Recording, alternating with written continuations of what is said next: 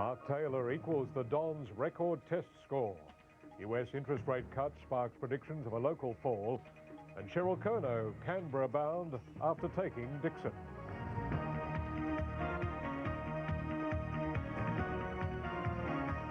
From National 9 News, this is Nightline with Jim Whaley. Good evening. Mark Taylor made history in Pakistan tonight, equalling the highest test score by an Australian batsman, Don Bradman's 334. And the Australian skipper was still there at stumps and will have his chance to rewrite the record books when his team resumes its first innings tomorrow at 4 for 599. Leith Mulligan reports. Denied the chance of registering his maiden century yesterday, Langer was in a hurry to do it today. But Langer brings up his century. So what a great thrill, what a great With the pleasantries dispensed with, Taylor continued the Australian onslaught, tearing the Pakistanis apart. It's a glorious square drive. He and Langer took a swipe at the record partnership against the host country, and it came off. Next milestone in target was Taylor's 150. So this will bring up his 150 for Mark Taylor. The Australian flag flying, Langer's colours soon dip. Bill for a catch behind, and he's gone. He's gone. He left with a treasured century. Mark Waugh had tentative moments before getting comfortable. Taylor never got out of his groove. His double century put him among the top 10 run getters. And that's the double 100, the second time in his career. His highest score until today, 219. That was soon surpassed as he and Waugh put on a 100-run stand themselves. Waugh didn't hold out much longer, getting a top edge off Sahaya. Miscued the top edge and he's gone. 3 for 418, the Australians were soon 4 wickets down. Hill for a catch at the wicket and he's given. He's not happy, Steve Waugh. Steve Waugh gone for just 1. Pakistan found some confidence. Ponting put a stop to that, as did Taylor when he clocked up 250. At tea, Australia 4 for 458. They didn't stop there. Ponting getting Australia past 500 in attacking style. Magnificently along the ground for 4. Exhausted, Taylor managed 300 of those. And he gets it through. So Mark Taylor will bring up his 300. He raised his left fist in exhilaration, and why wouldn't he? And now he shows him... Taking in the moment, Taylor showed rare emotion in accepting the applause for his feat. At the close of play, the Australian skipper was stranded on 334, needing just 1 run to pass Don Bradman's mark set in 1930. Leith Mulligan for Nightline. Home mortgage rates are tipped to fall by up to 1% over the next 6 months, and some of that could even come before Christmas. The Reserve Bank is expected to cut official rates following similar action by US authorities concerned at the domestic impact of world financial turmoil. The dollar jumped above 64 US cents at one stage, and Australian share prices surged in the wake of the news from America. Laurie Wilson has our report. It began in New York, Wall Street recording its 3rd biggest rise in history. In Australia, share prices also rose sharply, the All Ordinaries closing more than 50 points up. The decision by US authorities to cut interest rates by a further 0.25% just a fortnight after the last reduction sent financial markets into a frenzy. This is powerful medicine, and this will filter through the economy. In the wake of massive losses by US hedge funds and a reduction in bank liquidity, Federal Reserve Chairman Alan Greenspan appears concerned the US economy is slowing too quickly. Some American banks are now beginning to forecast a recession in the United States, and cutting interest rates is probably the best thing the Federal Reserve can do. By comparison, Australia's economy suddenly looks to be in good shape. In Australia, we've got a strongly growing economy. Our economy's been growing faster than the United States. In Australia, we've had lower interest rates. Our interest rates have been lower than the United States. The question now is just when the Reserve Bank will decide to follow the US lead and cut official rates here. We believe that over the next 6 months, the cash rate will fall at least 0.5% to 4.5%. And that means further falls in home mortgage rates, possibly even by Christmas. I think the likelihood is that perhaps at its November meeting, the Reserve Bank will cut its official interest rate by 0.25 percentage point, and that will then flow on to variable rate mortgage rates. some lenders have already begun to move, with predictions home loan rates could drop by up to 1% over the next 6 months. 1% is certainly possible, because I think it's quite likely we'll see at least another 0.5%, 0.75% decline in the US. Laurie Wilson reporting for Nightline. If a week in politics is a long time, a fortnight must have seemed an eternity for Cheryl Curnow. But counting in the Queensland seat of Dixon is finally over, and Miss Curnow has squeaked past the post. She's now destined for a spot on Labor's front bench. No one thought it would take this long, certainly not the ALP. Their office rental lease has expired. Labor's mission control today, an old card table set up outside the Dixon Electoral Commission office. Over the past week, more than 76,000 votes have been re-examined booth by booth. The final batch of 4,000 checked today. By 6 o'clock, Cheryl Curnow's lead had marginally increased to 177 over the Liberals' Rod Henshaw. The Labor Party was happy. We just didn't really worry about it. We just didn't want a disaster with a bundle of votes in the wrong pile. That didn't happen. Since 6 o'clock, the final 172 postal and pre-polling ballots were counted. The final result, Cheryl Curnow's official lead at the close of polling for the seat, 176 votes over Mr Henshaw. I'm really relieved. I think it's been the hardest campaign, the hardest 2 weeks and the hardest year of my life for me and my family. The likely state of the House of Representatives is now Liberal 64, the Nationals 16, Labor 67 and 1 New South Wales Independent, leaving the coalition with a majority of 12. On the basis of tonight's result, Cheryl Curnow has called a media conference for 11 o'clock tomorrow morning, where it will be very surprising if she doesn't claim victory. I haven't been in the House of Reps before, haven't been a shadow minister before, but I'm willing to put my head down and do my best. In Brisbane, Warren Clark for Nightline. Two Liberals who won't be taking up their old positions on the government's front bench are Warwick Smith and Warwick Pera. Smith, the Family Services Minister, has conceded defeat in the Tasmanian seat of Bass. He was defeated in 1993 with the GST, the central issue, and this time around he says the tax was again critical. Senator Pera says he won't be seeking a ministerial position, which should be of some relief to John Howard. The senator has come under repeated attack over share interests held by a family trust. The jail sentence for a driver who killed 3 people on a Sydney motorway has aroused scepticism about a pledge by the New South Wales legal system to get tougher in such cases. The man could be released in a little over 4 years, despite being unlicensed and so intoxicated that he had no idea where he was when the accident happened. Tanaketi Felipe, a retired chauffeur, was driving on the wrong side of the road at 80 kilometres an hour when he hit Andrew and Dominique Donald's car. Felipe's 44-year-old brother also died in the crash. Today, he was sentenced to a maximum 8 years jail, but will be eligible for parole in just over 4.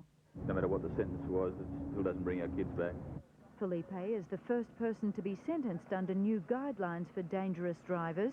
He received 18 months longer than the recommended minimum, but nowhere near the 14-year maximum jail sentence. Well, that's the way the law works. In Melbourne, a witness in the murder trial of toddler Jaden Lesky has told the Victorian Supreme Court that he attacked the house of the accused man, Greg Damazovich, on the night the youngster disappeared. Kenny Penfold claimed he threw the butchered head of his pet pig through the window of the house because he was sick of Damazovich hassling his sister. Penfold said he didn't hear a baby cry after the windows had been broken. Butcher Darren Wilson went with Penfold to the house. Both have denied they had anything to do with Jaden's murder. Fiona Pye for Nightline. Western Australian police plan to study the FBI's operations against organised crime in an attempt to end Perth's bikie war. The long-running feud between the Coppin Cheaters and Club Deros escalated this week with 2 shooting ambushes which left 1 man dead and 2 others wounded. As officers continued their surveillance of the gang's headquarters, senior police requested the National Crime Authority to call hearings at which bikies would be compelled to testify. As well, the state government is to consider tough US-style gang-busting legislation. Federal police investigating the murder of a Saudi diplomat in Canberra say officers were called to a disturbance at the victim's apartment block around the time of his killing, but had gone to a different flat. Detectives say the Saudi First Secretary, Abdullah al-Ghamdi, had been repeatedly stabbed with a thin, sharp blade. They want public help to find the murder weapon and a car seen driving away from the scene. Police also hope to speak to a woman called Layla, believed to be Mr. al-Ghamdi's girlfriend. 18 men arrested earlier this week in Australia's biggest heroin bust appeared in a Sydney court today. Security was heavy around the building as 7 Hong Kong Chinese and 11 Indonesians were charged with possessing and importing narcotics. The men were caught when police and customs officers intercepted the transfer of 400 kilograms of the drug from a small freighter to a beach on the New South Wales mid-north coast. The men were refused bail and will be back in court in December. Some tingling fingers have sent a ripple through the medical world. Perth man Clint Hallam, who 3 weeks ago underwent the world's first hand transplant, is now out of hospital and experiencing pins and needles in his new limb. Behind Clint Hallam's tentative nervous smile, there is enormous joy and relief. While it is still very early, he continues to astound and delight his medical masters. I feel great, thank you. For the first time since the history-making transplant, Hallam explained to the world media how it feels to again have a right hand. Certainly there is no pain. Occasionally I get pins and needles or electrical impulses. It is just 3 weeks since the 48-year-old stunned the world and became the first living person to receive a limb from a dead person. Do you feel in control of the hand yet? Is it yours? Very much so. There is even, at this stage, some movement. As hard as it may be, though, the doctors want the Perth man to keep the new fingers still till the extensive wounds heal. Inevitably, there were questions about fraud charges Hallam faces at home over a marketing scheme. It would be inappropriate for anyone to make any statements on them, and I have no more to say on this matter. The only thing Clint Hallam now wants to concentrate on is full recovery and the weeks of intensive treatment to ensure this is the ultimate success story. Lane Kelkart's reporting for Nightline. After the break, Northern Ireland peacemakers win the Nobel Prize and a deadly typhoon ravages the Philippines.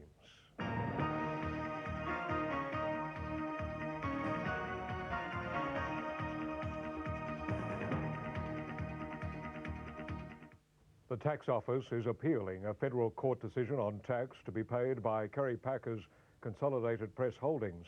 The court this week reduced Mr. Packer's initial $260 million company tax assessment for 2 years to $25,000. Tax Office Chief Michael Carmody says there are reasonable grounds for appeal. It takes two to make peace, and it took 2 men of remarkable resolve to thrash out the fledgling peace agreement in Northern Ireland. Now, Catholic nationalist John Hume and Protestant leader David Trimble have been rewarded for their work with the Nobel Peace Prize. The Nobel Committee was expected to reward some of Northern Ireland's peacemakers. The question was who, and the verdict was that the leaders of the 2 main political parties here were the most deserving. John Hume or David Trimble. The committee praised both men individually and said it hoped they would inspire others around the world. That is a very important point to the committee, that this should serve as an example also for other conflicts. The Nobel Committee described Mr. Hume as the clearest and most consistent of Northern Ireland's leaders in his work for a political solution.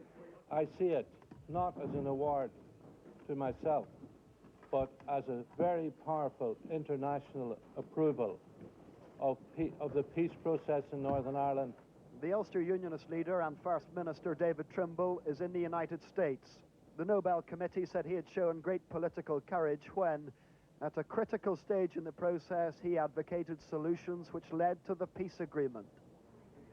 Earlier this year, as the peace talks at Stormont entered their final phase, the relationship between Mr. Trimble and Mr. Hume was pivotal. The leaders of the 2 largest parties became an effective double act. Now their work together has earned them one of the world's most prestigious accolades. In Dublin, John Irvine reporting for Nightline. Palestinian leader Yasser Arafat and Israeli Prime Minister Benjamin Netanyahu have begun a second day of talks aimed at restarting the Middle East peace process. Trying to escape the world's gaze, they've moved to a rural retreat. This follows their initial meeting in Washington earlier today. This summit won't end in a final peace accord. That's a long way off. But it is one of the most important steps along a very long road. These two leaders have the power to lead their people to peace.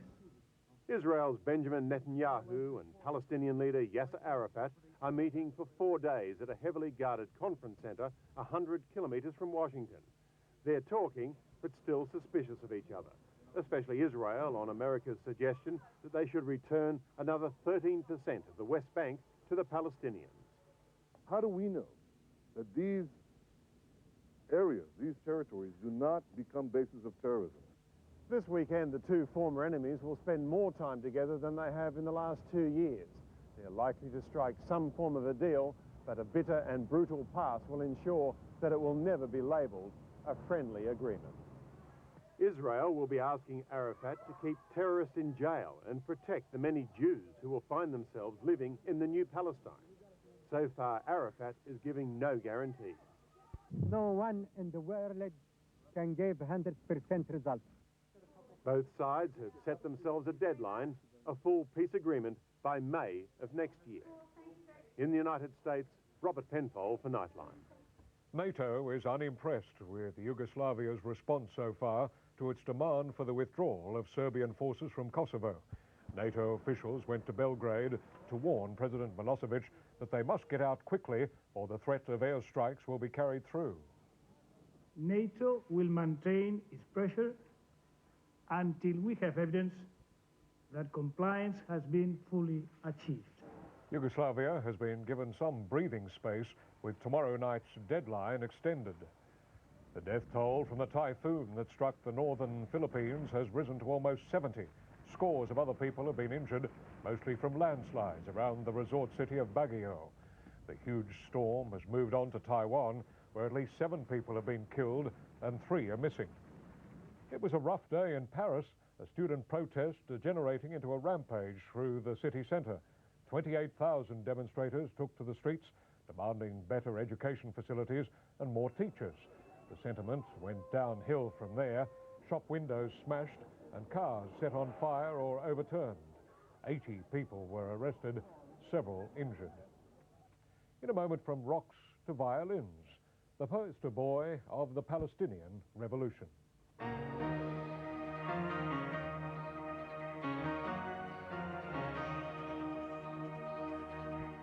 The Middle East peace talks, which have resumed in the United States, had their origins in the Palestinian uprising in the mid-1980s. Israel realized it had little choice but to finally negotiate. The uprising, or intifada, had seen a generation of Palestinian youngsters take to the streets, stones in their fists. One boy in particular became the symbol for the intifada uprising. But young symbols of revolution eventually grow up.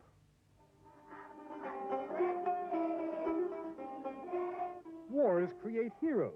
One of the heroes created by the Palestinian Intifada, which was called the Children's War, was 9-year-old Ramzi Hussein.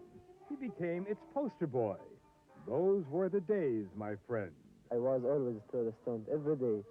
I wake up at like 8 o'clock, 9 o'clock, throw the stone until 12 o'clock. I didn't eat. Just, I like to throw stones always, always. This rebel with a cause was jailed by the Israelis 3 times and shot several times before he was 12. But what do you do when the war is over and you're a washed-up hero at 14? You do something else.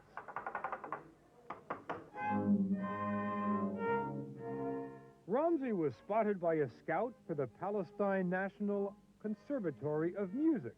He had the rhythm, he had the timing. It was time for him to transform from fighter to fiddler.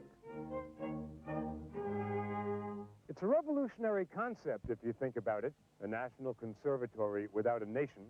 It was started only 4 years ago in this old Arab house on the West Bank. It already has 400 students. Of the 8 players in Ramzi's group, 5 have done time in Israeli jails. And Ramzi, he's a poster boy again, a wanted poster this time. The conservatory wants donations, and Ramzi is the draw. He's been grasping things very rapidly. If this kid started when he was 8, now he would be a world-class, probably, violist. He practices 3 hours a day, every day. Both the classical music, which is his homework, and the Arabic music, which is his passion. He is, yes, there's no way we could avoid it, Palestine's Fiddler on the Roof. The conservatory's closing concert was a main social event of the season. And far from the conservatory, kids from all over the occupied territories are picking up instruments. Instruments not only of music, but as the older ones see it, of nation building. What would you do if another intifada began tomorrow? No, now I will fight them in my viola, my brain here. I can fight them in the music. I can go to the world, all the world, see for them. We need the freedom. The struggle continues, and Ramsey is still out there in front, going village to village, this time killing them softly with his song. Bob Simon reporting for Nightline. And still to come on Nightline, the finance and weather. And in sport, Indy time on the Gold Coast, and Australia too good for the Kiwis in tonight's Rugby League decider.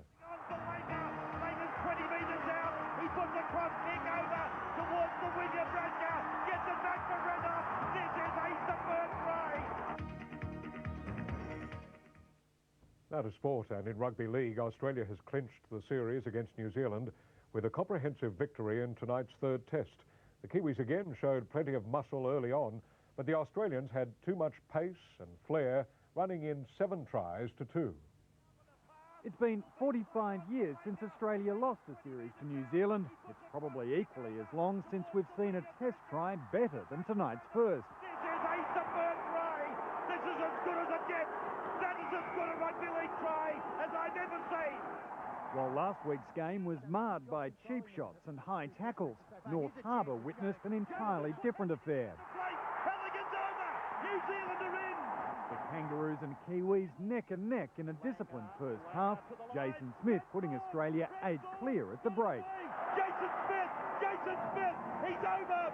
Darryl Halligan's ever-reliable boot kept his side in contention before Lockyer's big step saw the Australians kick away again. Lockyer for the corner. Lockyer is over. Pulatua found space where there'd been none for most of the night. He's over. The Kiwis needed to score again quickly to have any hope of challenging. Instead, it was Australia working the ball sideline to sideline. Darren Smith effectively sealing the series win. And Darren Smith, he goes in to score. 2 more tries late in the game blew the margin out to 20 points. Jason Smith, man of the match, as Australia carried on its domination of the Trans-Tasman series. Renoff gets number 2. We sort of gave him a sniff a few times during the game, and then we get ahead, give him another sniff, so we just made sure we didn't do that again. Mark Barland for Nightline. It's Indy weekend on the Gold Coast, and everyone finally seems to have caught a dose of race fever. After early predictions of a financial disaster, there's been a rush on tickets, and organisers now hope to break even. This is what the die-hard racing fans came to see. From every vantage point, all eyes were on the first appearance of the Indy cars. Less dedicated fans stuck to the lavishly catered corporate boxes. I don't even know who's racing, to tell you the truth. The fans certainly knew who was. The pit, a who's who of racing legends. Even two-wheeler Mick Doohan's made an appearance. He's to be honoured in a celebration lap on Sunday. We're asking everybody who's in high-rise buildings, everybody who's all over the place on Sunday to wave their Australian flag and really give this guy the salute that he deserves. Fine skies for the Air Force salute today, but a little windy for the parachutists. One landed in the bush, another had a close shave before landing on the track. Whether it's the fine weather, the change of date, or just good luck, the crowds are coming back with a vengeance. Yesterday's ticket sales were up 20% on last year. If the crowds keep coming, Indy may not make the multi-million-dollar loss predicted after the fall of the American dollar. Break-even is now a chance, which it certainly wasn't 6 weeks ago. Attendance over the next 2 days will tell. To racing, and frustrated trainer Colin Alderson is reportedly taking a new tack in his bid to get Our Unicorn a start in tomorrow's Caulfield Cup. It's believed he's offered to buy starter Count Shivers on behalf of Our Unicorn's owners. Count Shivers would then be scratched, clearing Our Unicorn, first emergency for the Cup and a 7-1 third favourite to race. Tonight, Alderson would not comment. Our unicorn was relegated from the field when officials decided to include English stayer Torfin's Melody, even though it had not passed prize money clauses. To finance and the unexpected cut in US interest rates and the expectation of a similar easing here saw the Australian stock market rise 2%, the All Ords up 52 points. In Tokyo, the Nikkei was up 285 points. In London tonight, the FT 100, 53 points up in morning trading. Gold is fetching $300.65 US an ounce. And in European trading tonight, the Australian dollar is buying 63.92 US cents, 1.02 Deutschmarks, 72 yen and 37.5p. The national weather, and there's a high over the southeast. A low is moving into the bight, and a high is crossing the west. The forecast, a late storm for Darwin, fine in Brisbane, fine also for Sydney and Canberra, a late change in Melbourne, early rain for Hobart, cloudy in Adelaide, and for Perth, showers increasing tomorrow. That's the news this Friday night from all of us here at Nightline. Have a great weekend. Good night.